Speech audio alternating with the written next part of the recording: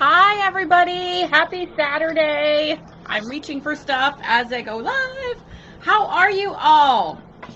Welcome to this week's live video regarding about the letting go of the should haves and could haves. And before I get going, I am going to make sure my audio is working because I was having difficulty with it earlier where I could not be heard. So I'm just going to double check, see if I am showing up yet. Okay. Welcome. Yes. To this week's okay. Live video. All right, it is working. So hello everybody. Welcome. Like I said, this is a part two of a three-part series I started last week. Hey Stephanie, good to see you. I started last week with part one of letting go of the should haves and could haves. Last week's activity was to, throughout the week, write out your list as you identified or as thoughts came up for you of should haves and could haves from your past, because those are all actually regrets. And as I am saying this to you, I'm just jumping from one thing to another today. I realize I have not said hello and introduced myself formally. For those of you who have not been here before or who have not been here in a while, I have switched a little bit my messaging and my intro, so let me get to it and then I'll get back to the video. My name is Patty Diaz. I am the founder and manifestation coach with a magical twist here at Blue Moon Manifestations. I am obsessed with helping you transform your life from one of routine and ordinary and mundane to magical, which magical consists of manifestation, abundance, gratitude, intention, clarity, authenticity, and love. I do shorten it down to magic at times because that is a little bit more concise. I do this by through one-on-one and group coaching workshops and classes designed to help you find and step into your personal magic that will create a life you want to live, not what other people think you should be doing. So if that resonates with you, if you are looking for this type of support and learning how to step into this, you have found the right place. And transitioning back now into the topic, letting go of the should haves and could haves is an excellent way to do that. This can be an ongoing process. It's not necessarily, I'm almost positive, especially in my experience, it's not going to be a one and done type of thing. Things will come up periodically, maybe some things that you've worked through, and then something else as you're up leveling, it comes back around and you dive a little bit deeper, or a different aspect of something you thought you had worked through already. This is normal. It's part of the process. So, like I said last week, the activity was to identify or to start identifying the regrets that you have, the should haves and could haves of your life. They may also have come up with statements like, well, what if I had done this? Or what if I hadn't done this? Because they all equal regret, because you're focusing and you're dwelling on things that did or didn't happen that maybe could have gone another way, or you could have had a different outcome. Whatever the case, if it's in the past, you cannot change it. You can change your perspective on it. You can learn from it. Now in the present, you can reframe the way you think about it, but you cannot change the actual events that have happened. So dwelling on that does not accomplish anything. It doesn't move you forward. It keeps you living and rooted in the past. So as you're moving through life, you're constantly looking back and you're adding more and more of those could haves and should haves. So let's start the process of ditching them. Now that you have burned it, written them down, the next step is throwing it away or burning it, as I gave it away. But you don't have to burn it. I like that process because for me, it is a representation, a visual representation, that I can see the paper burning, turning into ashes. Hey Deanne, good to see you. You're welcome. I can see the smoke going out into the air, out into the universe. And for me, that is the representation of letting it go, giving it up, surrendering it, and letting that energy and those regrets and all the negativity or sadness or anger or whatever was associated with those things being released from me energetically and being transmuted into something positive. So you do not have to burn them, but throw them out. And if you want to put some more emphasis or whatever behind it, rip it up or shred them, whatever is in your list. And also, as you identify more, just keep rinsing and repeating this process. If you listened to, or if you have listened to any of my full moon chats, the last one was last week, I believe. I think lose track of my days. I do this type of practice fairly regularly as a forgiveness practice. So these, for the forgiveness part of it, it's not necessarily could haves and should haves. It's just things that I want to forgive, to move forward, to feel better. Sometimes it's people, sometimes it's situations. A lot of times it's myself for holding on to certain stories. But this same process applies to this to the ditching and letting go of the could haves and should haves. Getting rid of it in whatever fashion you see fit. So let me talk about that for a bit. You can burn it, like I said, in a fire-safe container, in your sink, outdoors if you have the space to do that safely. You can just throw it away. You can shred it and see, imagine all the energy being shredded to pieces energetically through the shredder. You can also just rip it up or fold it and plant it, bury it outside, because that will also transmute as it disintegrates, as it decomposes. The earth will be absorbing that, right, and transmuting that into positive energy and positivity as well. So the first part was writing it down, keeping track of them, and identifying them as they come up. Then today's activity is to get rid of it, throw it away in some fashion, dispose of it, put it down the garbage disposal, whatever feels good to you, so that you can actually start that process of letting go. And an added benefit, like the magical part of it, is because we put our emotions and energy behind it. So if we're just like, okay, all right, writing out the list and then tossing it, that, may have some benefit on some level. I'm sure it will, because it's not going to hurt.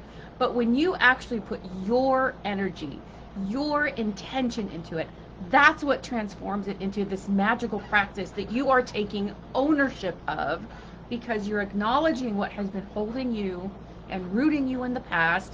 You are letting this go. You are releasing, or at least starting the process of releasing it so that you can move forward. So putting the intention, visualizing your energy, your actual energy through the pen as you write them out, getting it out onto the paper, and then visualizing the energy in the paper, in the words, as you dispose of it. This is huge, because you're putting your energy behind it, you're seeing it visually, you're doing the physical action. It has so much more impact when you do it with intention, and so much more benefit and effect, because you're putting as much energy and in different ways. Like I said, you're physically seeing it, you're physically doing it, and you're doing it internally or energetically, metaphysically, however you choose to look at it, getting that out of your system and shooing it away, letting it go bye-bye. And that's pretty much it. I'm going to stop there for activity-wise. You can then, I shouldn't say stop for activity, but that's what I'm going to talk about for throwing it away. As in the forgiveness practice, when you replace what you've cleared out, you need to replace that space with positivity. Usually for forgiveness, I talk about gratitude, and I'm looking for here we go. So now that you have thrown it away, a great way to replace this is, I'm looking at a different screen here, is by making this following resolution or something similar, because the words themselves need to mean something to you It needs to resonate with you for it to, again, have the impact and have that additional oomph behind it to get it to work. So something along the lines, after you've thrown them away, say, from this day forward, I choose not to live in the past. The past is history that I cannot change. I can do something about the present. I choose to live in the present. And then, so it is, or mote it be, or nothing at all at the end of that, but something along those lines. Hello, Marie. How are you? Good to see you, my friend. So getting rid of those, gratitude, of course. So replacing it. You've ditched the could haves and should haves. You're getting them out of your system energetically. You are seeing them, throwing away physically and visually seeing that. Replace that with that type of resolution, or again, something that resonates with you. And that is then what you can create affirmations from, because they need to mean something to you. You need to believe them for them to do any good. Yes, choose, right? Choose. We have the choice. We can choose what we believe. We can choose the actions we take. We can choose how to overcome or change or accomplish whatever the case is. So choose affirmations that mean something to you. Choose words that mean something to you, because words are magic. If we put our energy behind them and again believe it and see it and feel it, there is so much more benefit that we get than just doing the actions, than just like, okay, I ditched them, but now what? Now what do? I don't believe it. I don't feel it. That's truly where the magic comes in, when you start feeling it and believing it and seeing it, and that's how you manifest these things. So ditch them today in whatever method, whatever fashion resonates with you. If you want to share a picture of it here in the comments or on the page, kudos to you. It is not required at all. And I am going to be wrapping up this series next week. So this is a 3-part series of ditching the could haves and the should haves, and then how to move forward from that, which is the really exciting part, will come next week after you've incorporated this resolution. You've come up with your affirmations. If you want help coming up with affirmations, post that in the comments too. We can help you reframe them or come up with something to help keep it concise that you can say to yourself over and over throughout the day, throughout the week. Call on it whenever you need it, whenever you start going back into that mindset of, oh, I could have done this. Well, no. Instead, I'm going to write it out, I'm going to throw it away, and I'm going to reframe it, and I'm going to replace that with the energy of, I am living in the present. I cannot do anything about the past. I can learn from the past and I can reframe the way I see it, but I cannot change the physical things that have happened already. But I can be here and I can move forward. So rinsing and repeating this process is how you start to make this your default state. This is how you start to make this an automatic practice when you start catching yourself.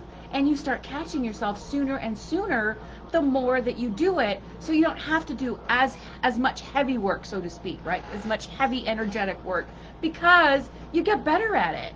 And you get better and faster at it, and you can do it on the fly, and you can change your beliefs and your thoughts on the fly the better you get at it. So that's it, just so that I don't talk around in circles and keep repeating myself. Please, if you guys have anyone that you know that you think will benefit from this, that you think will also enjoy this type of content, I continue to invite you to tag them in the comments, share this video out so that other people can see it, invite them to the page here so they can get the benefit and see all the other things that are available, previous videos and things going on here. And I will be back next week to wrap up this particular series. I also want to remind you that I have my manifestation journaling challenge, which is going to start on July 20th. You guys, that will be one of the most magical days this year, I think. We're starting a challenge, It's the new moon. It's a manifestation challenge. It's a new moon. It is also National Moon Day on the 20th. And it is, I don't see if I can write this down. 6, 20, 20. We have two 20s. So July 20th of 2020. So there's the series of 3 with the 2s, two 20s repeating themselves. So all sorts of magic going on that day, and we will kick it off. You can find the link to register pinned to the top of my page, and I'm also going to put it right here for you right now in the comments so that it's easy to find. Let me get that link for you.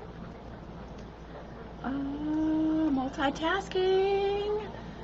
Here we go. Link. And I'm going to plop it into the comments for you. Link to register.